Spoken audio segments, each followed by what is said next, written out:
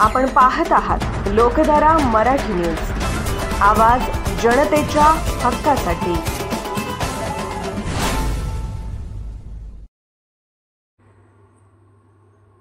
माडग्याच्या माळरानावर बहरला कलिंगडचा मळा। 20 गुंठ्यात 32 टन कलिंगड उत्पादन, 3,20,000 इतके विक्रमी उत्पन्न।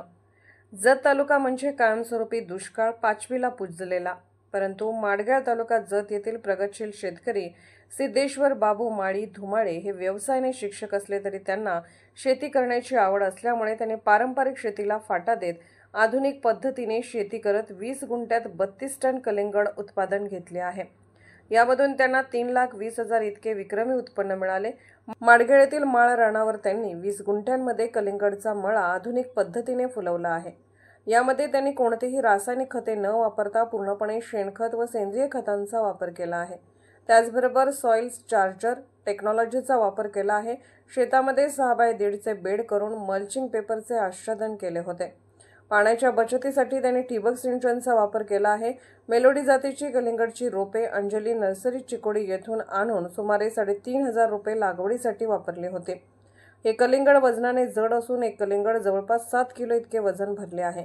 कलिंगड कापल्यानंतर दिसायला लाल भडक असून चवीला गोड आहे। चांगल्या क्वालिटीचा माल त्यांनी केरळ व मंगळूरला एक्सपोर्ट केला आहे। 10 रुपये किलोने त्यांना दर मिळाला आहे। यातून त्यांना 3,20,000 इतके उत्पन्न मिळाले आहे। एकूण खर्च 75,000 रुपये एवढा आला आहे। कलिंगड हे 60 ते 65 दिवसामध्ये विक्रीस येते, त्यामुळे कमी कालावधीमध्ये जास्त उत्पादन मिळते व पाण्याची ही बचत होते। त्यामुळे शेतकऱ्यांनी पारंपरिक शेतीला फाटा देऊन आधुनिक पद्धतीने योग्य नियोजन करून कलिंगड घेण्यास हरकत नाही। सिद्धेश्वर माळी धुमाळे, प्रगतशील शेतकरी। लोकधारा मराठी न्यूजला लाईक करा, शेअर करा आणि सबस्क्राईब करा।